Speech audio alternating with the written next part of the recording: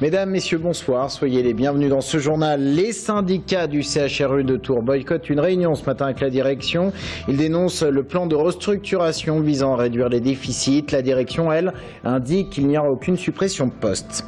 Réunis avec à la clé des économies, la direction départementale de la cohésion sociale d'Indre-et-Loire rejoint d'autres services de l'État. Un déménagement pour réduire les coûts de fonctionnement.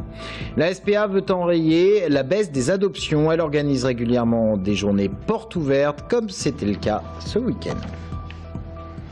On ouvre donc ce journal avec ce nouveau plan de restructuration CHRU de Tours. 2 sites concernés, Bretonneau et Trousseau.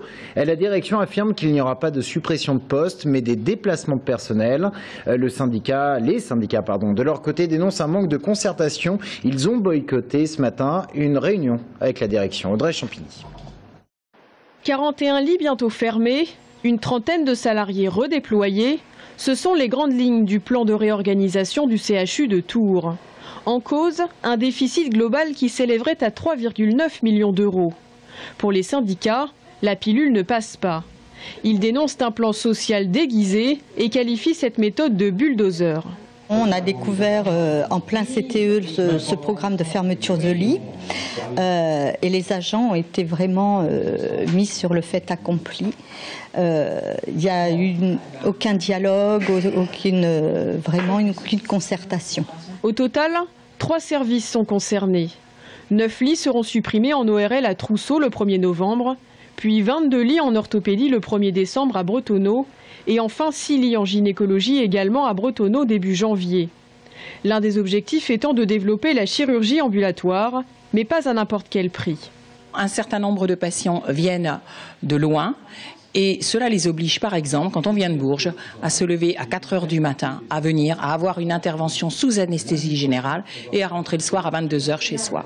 C'est absolument inadmissible et cela ne respecte pas le minimum du minimum, à savoir pouvoir être opéré et être pris en charge en post-opératoire dans de bonnes conditions. La directrice, elle, se défend de vouloir mettre en place un plan social et parle d'un programme de mobilité entre les services. Malgré les 90 embauches de cette année, son objectif est clair, réduire le déficit d'un demi-million d'euros en 2015. J'entends parler de projet social. Un projet social, pour moi, on licencie des gens. Là, il n'y aura pas de licenciement. Il y a une mobilité à l'intérieur du CHU sur l'ensemble des postes qui sont proposés, puisque tous les postes qui sont vacants dans l'hôpital sont offerts prioritairement aux salariés qui sont concernés par cette restructuration. Je comprends parfaitement qu'il y ait de l'inquiétude, parce que quand on travaille dans un service depuis 10 ans, 15 ans, 20 ans, même moins, et qu'on y est attaché, tout projet de mobilité est difficile à imaginer. Donc c'est en ce sens que la direction des ressources humaines, la direction des soins accompagne ces professionnels. Depuis vendredi dernier, une pétition circule auprès des 7000 salariés du CHRU. Les syndicats prévoient également d'organiser une grève la semaine prochaine. Circulation perturbée ce matin sur la ligne Tours, Blois, Orléans avec des retards de 10 à 20 minutes. La faute à un vol de cuivre à hauteur de la commune de Mer dans le Loir-et-Cher. Des voleurs se sont introduits la nuit dernière sur l'emprise SNCF et ont dérobé 200 à 300 mètres de cuivre. 2 décisions judiciaires. La première, il s'agit du verdict du crime d'Amboise. Cette affaire jugée la semaine dernière aux assises d'Indre-et-Loire. Stéphane Legrandeur a été condamné à 18 ans de réclusion criminelle pour avoir tué en février 2011 son ami Jean-Claude Ansem. Et puis 3 ans de prison ferme pour l'un, 8 mois avec sursis pour l'autre. 2 jeunes hommes de la vingtaine ont été condamnés en comparution immédiate vendredi dernier dans l'affaire des vols au péage. 30 000 € dérobés dans des péages automatiques de l'A10 et de l'A85 en Indre-et-Loire. Le montant des dégâts avait dépassé les 100 000 €.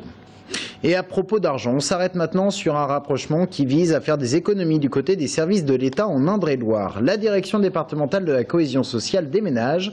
Elle rejoint la cité administrative du Cluzel à Tours, où se trouvent déjà les directions des territoires et de la protection des populations. Un déménagement qui permettra également une meilleure coordination au sein des services. Romain Delvin. 250 000 €, c'est ce qu'a coûté le réaménagement du centre administratif du Cluzel, avenue de Gramont, pour accueillir 46 agents de la DDCS, la direction départementale de la cohésion sociale. Une DDCS qui rejoint donc la DDPP et la DDT, direction de la protection des populations et celle des territoires. Les 3 directeurs qui sont là ont un comité de coordination des directions qui leur permet de se repasser, si l'on peut dire, les dossiers, de les gérer en temps réel et rapidement. Certes, l'informatique permet des transferts de dossiers rapides, mais le fait que des hommes puissent se parler, puissent échanger très facilement, favorise l'accélération des dossiers et favorise une cohérence, car aujourd'hui, bien souvent, les dossiers sont multiministériels ou interministériels. Une simplification pour plus de cohérence et plus d'efficacité, un regroupement des 3 directions départementales pour plus d'économie aussi. La cohésion sociale était locataire jusque fin septembre de locaux rue d'Henry. Elle rejoint une propriété de l'État. Il n'y a qu'une vingtaine de départements en France où c'est déjà le cas, parce que en fait, pour l'État, regrouper ses services lui permet de faire ces économies, mais nécessite aussi des crédits pour mettre au niveau les locaux, pour trouver les locaux qui permettent d'accueillir les personnels.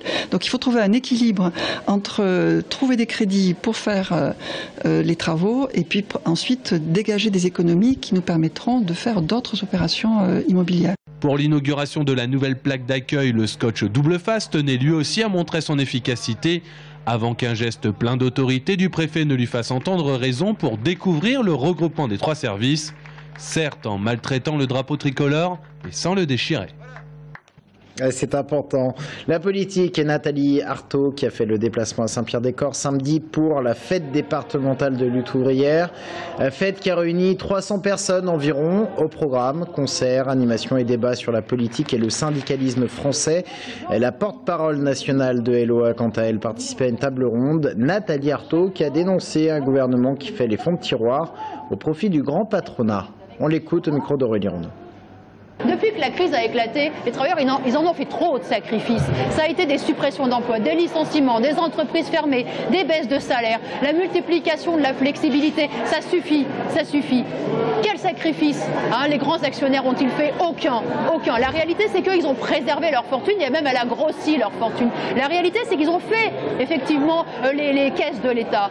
Et cet argent, ces milliards, ils leur ont été attribués. Alors oui, maintenant, il manque. Il manque pour les services publics, il manque pour les hôpitaux, il manque pour les écoles. Eh bien, à un moment donné, il faut dire non. Et nous, ce que nous disons aux travailleurs, c'est que ça va dépendre, en fait, de notre rapport de force, de nos combats. Et ce week-end également, la SPA organisait des portes ouvertes pour sensibiliser le public sur les adoptions d'animaux. Il faut dire que le nombre d'adoptions est en baisse et que la SPA est toujours confrontée aux abandons d'animaux qui n'ont pas lieu que l'été, au moment des grandes vacances. Aurélie Rondeau. La puce électronique et le tatouage sont déterminants pour qu'un animal errant soit récupéré par ses propriétaires.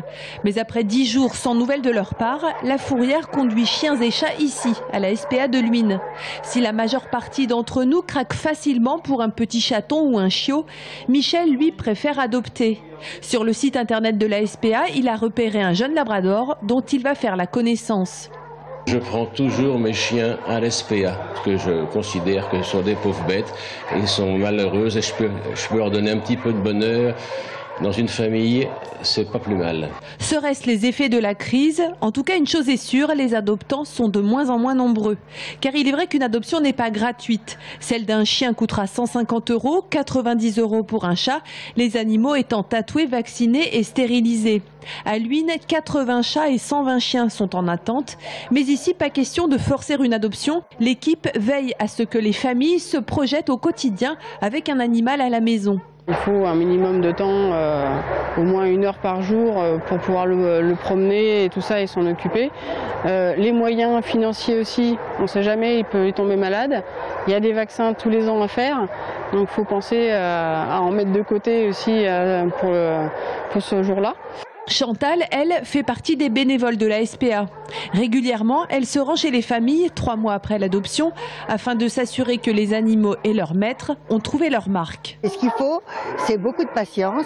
Et un chien de 3, 4 ans, 5 ans, 6 ans peut être éduqué. Il n'y a aucun problème. Alors, pour me donner mon exemple, j'en suis à ma, je ne sais pas combien il y a d'adoption, donc j'ai jamais eu de souci.